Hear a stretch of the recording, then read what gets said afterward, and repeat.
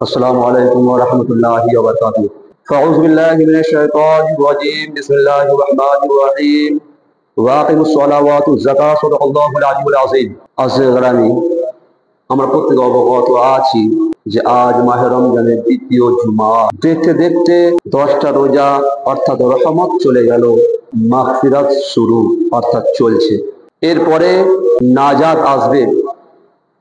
Brother, আপনি একটা চিন্তা করে দেখেন, আল্লাহ তাবারক ওয়া তাআলা 12টা মাস দিয়েছেন, কিন্তু সেই 12টা মাসের মধ্যে না রহমত রেখেছে, না নাজাত রেখেছে, না মাগফিরাত রেখেছে। কেবলই আল্লাহর মনোনীত যে মাস রমজান মাস, সেই রমজান মাসকে আল্লাহ তাবারক ওয়া তাআলা 3টে ভাগে ভাগ করে দিয়ে তার মধ্যে রহমত, মাগফিরাত, নাজাত রেখে দিয়েছেন। বলেন সুবহানাল্লাহ। একটা কর্মচারী যখন কারোর আন্ডারে কাজ করে, কর্মরত থাকে, যখন কোনো উৎসব আসে, সেই উৎসবের জন্য সেই কোম্পানি তাকে বোনাস দেয়। সেই কোম্পানি তাকে বোনাস দেয়। যে কোনো উৎসব আসুক না কেন, বছরে একটা উৎসবে একটা বোনাস পায়। কিন্তু ব্রাদার মিল্লাত ইসলামিয়া, আপনি ইসলাম ধর্মের মধ্যে রয়েছেন, 11টা মাস আল্লাহকে ডাকছেন, 11টা মাস আল্লাহর ইবাদত করছেন। আল্লাহ তাবারক ওয়া তাআলা বলছেন, শোনো শোনো হে বান্দারা, তুমি আমাকে ইবাদত করছো 11টা মাস। আমি রব্বুল আলামিন, আমি খালিকে দুনিয়াত, আমি রব্বে কায়নাত। এই আমার বান্দারা, যখন তোমরা 10টা মাস হোক, 11টা মাস হোক আমাকে ইবাদত করে যাচ্ছ, আমি আল্লাহ তাবারক ওয়া তাআলা তোমাদের খালি হাতে ফেরাবো না, তোমাদের ফেরত দেবো না। আমিও আল্লাহ তাবারক ওয়া তাআলা তোমাদেরকে বোনাস দিয়ে রমজান মাস উপহার দিয়ে। বলুন সুবহানাল্লাহ। আমাদের বোনাস হিসাবে এই রমজান মাস পেয়েছি, যেখানে আমরা রহমত পাচ্ছি বোনাস হিসাবে, যেখানে আমরা মাগফিরাত পাচ্ছি বোনাস হিসাবে, যেখানে আমরা নাজাত পাচ্ছি বোনাস হিসাবে, যেখানে আল্লাহ তাবারক ওয়া তাআলা এই রমজান মাসে আপনার একটা নেকি থেকে 10টা জায়গা 70টা নেকি বাড়িয়ে দিয়ে আল্লাহ তাবারক ওয়া তাআলা আপনাকে বোনাস দিয়ে দিচ্ছে। তাহলে ব্রাদার মিল্লাত ইসলামিয়া, আজকের আমরা কত বড় মূর্খর মধ্যে পড়ে রয়েছি, জাহেলাতের মধ্যে পড়েছি। শিক্ষা অর্জন করছি, আমাদের জ্ঞান রয়েছে, আমরা প্রত্যেকে জানি, আমরা সমস্ত কিছু বুঝো আমরা অবুঝের মতন চলছি। কিন্তু ব্রাদার মিল্লাত ইসলামিয়া, আজকের আমরা সেই মওকাকে ছেড়ে দিচ্ছি, সেই বোনাসকে আমরা বোনাস থেকে দূরে হয়ে যাচ্ছি, সেই বোনাস আমরা পাচ্ছি না। পাচ্ছে কি? কজনা রোজা রাখছে, কজনা রোজা রাখছে, কজনা নামাজ পড়ছে, যেখানে আল্লাহ তাবারক ওয়া তাআলা একটা নেকির জায়গায় 70টা নেকি দেবে। কত বড় বোনাস দিচ্ছে। আপনি যদি গুনাহ করে থাকেন, সেখানে আল্লাহ তাবারক ওয়া তাআলা আপনার গুনাহকে মাফ করে দিচ্ছে। আপনি যদি পেরেশানির মধ্যে হয়ে থাকেন, আল্লাহ তাবারক ওয়া তাআলা আপনাকে রহমত দিয়ে সেখানে আপনার পেরেশানিকে দূর করে দিচ্ছে, আপনার শান্তি দিয়ে দিচ্ছে। শুধু তাই নয়, আল্লাহ তাবারক ওয়া তাআলা শেষের দিকে নাজাতও করে দিচ্ছে। ব্রাদার মিল্লাত ইসলামিয়া, লিকুল্লি শাইইন যাকাতুন, যাকাতুন জাসাদুস শাম। রাসূল পাক বলছেন, প্রত্যেকটা জিনিসের যাকাত রয়েছে, কিন্তু শরীরের যাকাত হচ্ছে রোজা। বলেন না সুবহানাল্লাহ। প্রত্যেকটা জিনিসের যাকাত রয়েছে। তাই আল্লাহ তাবারক ওয়া তাআলা বলছেন তো, ওয়াকিমুস সালাহ ওয়াতিজ যাকাত, তোমরা নামাজকে কায়েম করো এবং যাকাত প্রদান করো, যাকাত আদায় করো। ব্রাদার মিল্লাত ইসলামিয়া, আমরা কত বড় বদনসিব দেখেন না, একটা অফার যুক্ত মাস চলে এসেছে, একটা বোনাস যুক্ত মাস পেয়ে গেছি, সেই বোনাস যুক্ত মাসকে আমরা গ্রহণ করে নিতে পারছি না, আমরা সেই উপহারটা নিতে পারছি না, আমরা পিছিয়ে পড়ে রয়েছি। তাহলে আমাদের থেকে বদনসিব কে রয়েছে ব্রাদার? যেখানে আল্লাহ তাবারক ওয়া তাআলা একটা রোজা অর্থাৎ ইফতার টাইমে 60,000 গুনাহগার মুমিন বান্দাদেরকে জান্নাতবাসী করে, এর থেকে বড় অফার কি আছে? এর থেকে বড় বোনাস কি আছে? শুধু তাই নয়, রাসূল পাক সাল্লাল্লাহু তাআলা আলাইহি ওয়াসাল্লাম বলেন, প্রত্যেক দিনের ইফতারের টাইমে 60,000 গুনাহগার মুমিনকে তো জান্নাতবাসী করে, তার সঙ্গে যখন শেষ রোজা হয়ে যায়, শেষ ইফতার চলে আসে, প্রথম রোজা থেকে 30টা রোজা পর্যন্ত, তাহলে এই বোনাস মাসকে আমরা গ্রহণ করতে পারছি না, আমরা উপহারকে নিতে পারছি না। কারণ আজকের শয়তান হয় তাকে আমরা জানি। আল্লাহ পাক এই মাসে দিনে রাখে, জান্নাতের দরজা খুলে দেয়, রহমতের দরজা খুলে দেয়, আমরা প্রত্যেকে জানি। কিন্তু তার সত্ত্বেও আমরা রোজা করতে পারছি না, কারণ আমাদের মনের ভুগলমি, আমাদের চিন্তা থাকে যদি রোজা রাখি কষ্ট হবে, যদি খিদা লাগে আমাদের, যদি আমি অসুস্থ হয়ে পড়ে থাকি, নানা রকম চিন্তা থাকে ব্রাদার মিল্লাত ইসলামিয়া। কিন্তু আপনি চিন্তা করে দেখেন, 11টা মাসের পর একটা বোনাস যুক্ত মাস পেলাম, একটা অফার যুক্ত মাস পেলাম, সেটা আমরা গ্রহণ করতে পারলাম না। হযরত দাউদ আলাইহিস সালাম তিনি নবী হয়ে যখন দুনিয়াতে এলেন, নবুয়াতকে তিনি প্রকাশ করেছিলেন। প্রকাশ করার পর তিনি ছদ্মবেশে আনজান হয়ে, যাতে মানুষ চিনতে না পারে, হযরত দাউদ আলাইহিস সালাম কি করতেন, তিনি তার যে প্রজারা ছিল সেই প্রজাদের কাছে চলে যেতেন ছদ্মবেশে, নিজের পরিচয় ছুপিয়ে লুকিয়ে চলে যেতেন আর জিজ্ঞাসা করতেন যে তোমাদের কাছে যে নবী এসেছে দাউদ নবী, তার ন্যায়ের ব্যাপারে তোমরা কি জানো, তার বিচারের ব্যাপার তোমরা কি জানো, তার ইনসাফের ব্যাপারে কি জানো। তিনি তার নিজের সম্বন্ধে মানুষের কাছে পৌঁছে যেতেন এবং জিজ্ঞাসা করতেন, বলো যে দাউদ নবী এসেছে, তার ইনসাফ কেমন, তার ন্যায় কেমন। মানুষজন বলতো যে না, ইনসাফ ভালো, ন্যায় ভালো, আর দাউদ আলাইহিস সালাম ও লোকটা ভালো।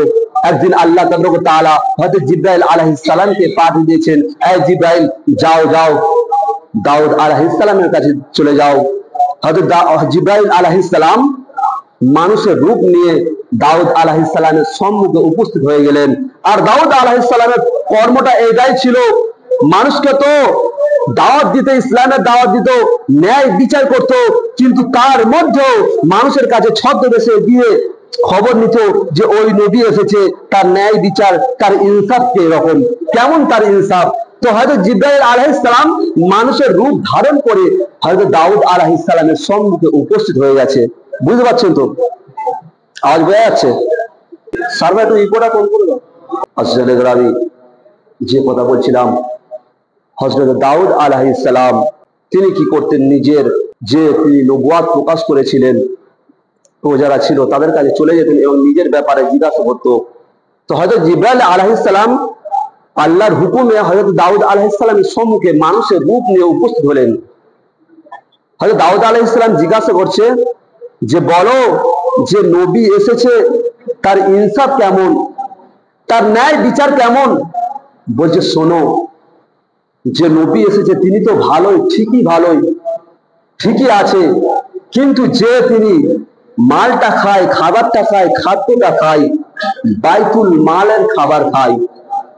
বাইতুল মাল বলতে কি, যে সমস্ত গরিব ধনীদের বন্টন করার জন্য বড়রা যারা ধনী আছে তারা ওই মাল দিয়ে যেত, খাবার শস্য হোক যা কিছু হোক না কেন, টাকা পয়সা দিয়ে যেত, সেটা এক জায়গায় আটকে রাখা হতো বা এক জায়গায় জমা করা হতো এবং তার থেকে গরিব মিসকিনদেরকে দান করা হতো।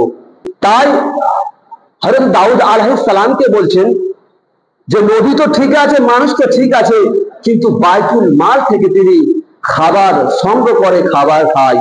দাউদ আলাইহিস সালাম আল্লাহর কাছে আরজ করছেন, এ রব্বে কায়নাত, চাই এই খালেকে বিনিয়াজ আমার একটা এমন হুনার শিখে দাও যে হুনারের মাধ্যমে আমি নিজের জীবিকা নিজে অর্জন করতে পারবো। ব্রাদার মিল্লাত ইসলামিয়া, আল্লাহ তাবারক ওয়া তাআলা হযরত দাউদ আলাইহিস সালামের জন্য লোহাকে মোমের ন্যায় নরম করে দিল। বলেন সুবহানাল্লাহ। লোহাকে মোমের ন্যায় নরম করে দিল এবং আল্লাহ তাবারক ওয়া তাআলা হুকুম করলো লোহাকে, এই লোহা তুমি নরম হয়ে যাও। এবং কার জন্য নরম হবে? হযরত দাউদ আলাইহিস সালামের জন্য। হযরত দাউদ আলাইহিস সালাম কি করলেন?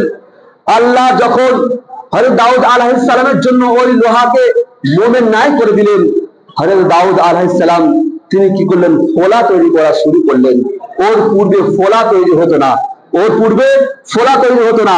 ব্রাদার মিল্লাত ইসলামিয়া, তার আগে ঢাল ছিল কিন্তু ফোলা ছিল না। হযরত দাউদ আলাইহিস সালাম কি করলেন? সেই দিনে একটা করে ওই লোহা মোমের ন্যায় নরম হয়ে যেত। দাউদ আলাইহিস সালাম কি করতেন? ওই লোহাকে হাত দিয়ে ফোলা তৈরি করত, দিনে একটা ফোলা তৈরি করত এবং ওই ফোলাকে 6,000 দিরহামে বেচত এবং তার মধ্যে কিছু জীবিকা অর্জন করত এবং বাদ বাকি মিসকিন গরিবদেরকে দান করতে বলেন সুবহানাল্লাহ। ব্রাদার বিল্লাহ ইসলামিয়া বলার কারণ হচ্ছে এটাই, আল্লাহ তাআলা বলছেন ওয়াকিমুস সালাহ ওয়াতুজ যাকাত, তোমরা নামাজকে কায়েম করো এবং যাকাত প্রদান করো। আজকে আমরা আমাদের ধন দৌলত রয়েছে, যেটা আমরা প্রত্যেকে জানি 7.5 ভরি সোনার যদি বেশি থাকে এবং 52.5 তোলা যদি রূপো থাকে, তাহলে আমরা তার জন্য যাকাত বের করতে হয়। আর আমরা কি করি, এই রমজান মাসে চেষ্টা করি প্রত্যেকে ওটাকে আদায় করার জন্য, ফিতরাকে আদায় করার জন্য, যাকাতকে আদায় করার জন্য। আজকের সেই যে রমজান মাসে আমরা রোজা পেলাম, যে রমজান মাসে আমরা কেন বেশি নেকি কাজ করতে চাই, কারণ একটা নেকির বদৌলতে আল্লাহ পাক 70টা নেকি দেয়। তাই আমরা প্রত্যেকে চেষ্টা করি যে এই রমজান মাসে সাদকা করব, দান করব এবং যাকাত দেবো। কিন্তু অন্যান্য মাসে আমরা চিন্তা ভাবনা রাখি না, কারণ তখন তো একটা নেকি একটাই পাবো। ব্রাদারুল্লাহ ইসলামিয়া, তাই আল্লাহ তাআলা বলেছেন ওয়াকিমুস সালাহ ওয়াতুজ যাকাত, তোমরা নামাজকে কায়েম করো এবং যাকাত প্রদান করো। আজকের মুসলমান ঘরে দেখবেন আপনার বড় লজ্জাবোধ হবে, যত ভিক্ষা করছে মানুষ মানুষের কাছে হাঁটছে, দেখবেন এই মুসলমানরাই হাঁটছে। আজকে তাদের গরিবানা কেন, তারা আজকের অসহায় কেন? কারণ তাদের হক আজকের বড় বড় ধনী মানুষেরা খেয়ে নিচ্ছে। যে যাকাত আল্লাহ রসুল প্রদান করে গেছে, ওই যাকাত যদি আজকে আমরা ঠিক মতন মানতাম, তাহলে আজকের মুসলমান ঘরে কোনোদিন গরিব থাকতো না, কোনোদিন অসহায় থাকতো না। তাদের যে আজকের অসহায়, তারা গরিবের হাল হয়ে রয়েছে, তাদের দুঃখ কষ্ট হচ্ছে, কারণ আমাদের জন্য, আমাদের মতন মুসলমানদের জন্য, আমাদের মতন মুসলমানদের জন্য একটা সুযোগ দেয় মানুষকে টাকা দিয়ে। সে যে টাকাটা দেবে তার টাকা নয়, টাকাটা হচ্ছে গরিবের হক, গরিবের টাকা তোমার মাধ্যমে দিচ্ছে। আল্লাহ পাক তোমাকে ভালোবাসছে, তাই তোমাকে মাধ্যমে দিচ্ছে। কেমন বলেন তো, আপনি যে টাকাটা দিচ্ছেন, কিন্তু অন্যজনের মাধ্যমে তো আল্লাহ পাক দিতে পারতো, আপনার মাধ্যমে দিচ্ছে। যখন আপনার মাধ্যমে দিচ্ছে, তার হক সে পেয়ে যাচ্ছে, কিন্তু আপনি যে দিচ্ছেন তার জন্য আপনার নেকি হচ্ছে।